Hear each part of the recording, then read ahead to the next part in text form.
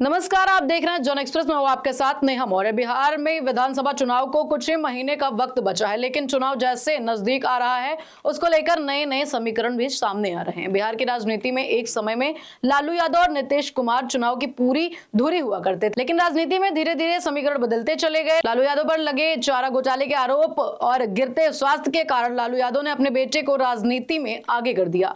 आज जो बिहार की राजनीति में तेजस्वी यादव एक बड़ा चेहरा बन चुके हैं, लेकिन नीतीश कुमार इस मामले में पीछे रह गए। नीतीश कुमार ने जब से साल 2000 में सीएम की कुर्सी संभाली थी, उसके बाद से ही लगातार बिहार की गद्दी पर बैठे हुए हैं, लेकिन नीतीश कुमार से एक काम में चूक हो गई, वो है विरासत के तौर पर अपने बेटे को आगे बढ़ाने का। नीतीश के बाद जनता दल यूनाइटेड को कौन चलाएगा, इसको लेकर तमाम तरह से सस्पेंस है।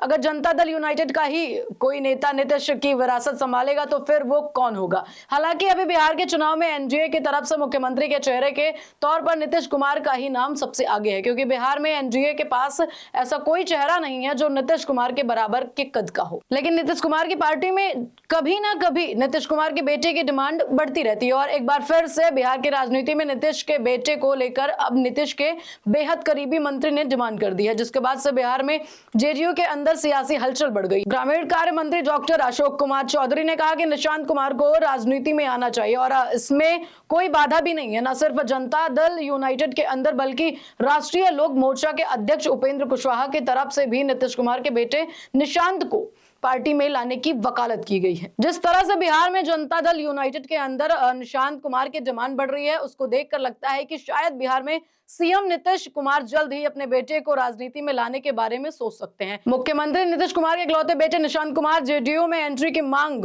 कुछ दिनों के सुस्ती के बाद फिर से जोर पकड़ रही है।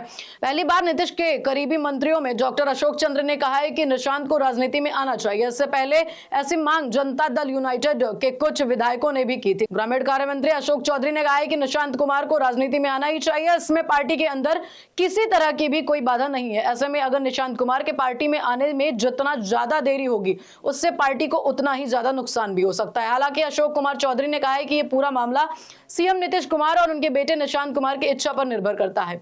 जब वो चाहेंगे पार्टी में एंट्री हो जाएगी। हालांकि इसके पहले किसी मंत्री की तरफ से इस तरह की डिमांड नहीं की गई थी। कुछ विधायकों ने जरूर इस मुद्दे को उठाया था, लेकिन डॉक्टर अशोक चौधरी ऐसे अकेले मंत्री है जिन्होंने जनता दल यूनाइटेड में सीएम नीतीश कुमार के बेटे निशांत कुमार को जल्द से जल्द लाने की वकालत की है। मंत्री डॉक्टर अशोक चौधरी का बयान इसलिए भी महत्वपूर्ण है क्योंकि वो सीएम नीतीश के बेहद करीबी मंत्रियों में गिने जाते हैं। दूसरी तरफ इस बात को लेकर कई विधायकों में भी आवाज उठ रही है। डॉक्टर अशोक चौधरी ने नीतीश कुमार के बेटे को राजनीति में लाने के लिए कुछ तर्क भी दिए हैं। मंत्री अशोक चौधरी का कहना है कि जो भी क्षेत्रीय दल होते हैं उनको आगे बढ़ाने के लिए उन दलों के मुखिया के परिवार का आना बेहद जरूरी है, अन्यथा समय के साथ ऐसे दलों की स्वीकार्यता समाप्त होने लगती है। बिहार में दूसरे दलों के नेता इस फॉर्मूले को फॉलो कर रहे हैं और इसी के तहत राष्ट्रीय जनता दल, लोक जनशक्ति पार्टी, हिंदुस्तानी आवाम मोर्चा जैसी पार्टियां शामिल है। सीएम नीतीश कुमार के बेटे निशांत कुमार की डिमांड इसलिए भी उठ रही है क्योंकि लालू के बेटे तेजस्वी और तेज प्रताप राजनीति में काफी सक्रिय हैं।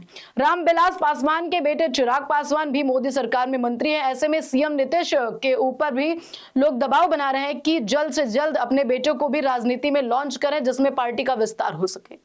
तो ऐसे देश और दुनिया की खबरें देखने के लिए जुड़े रहें जन एक्सप्रेस के साथ। नमस्कार।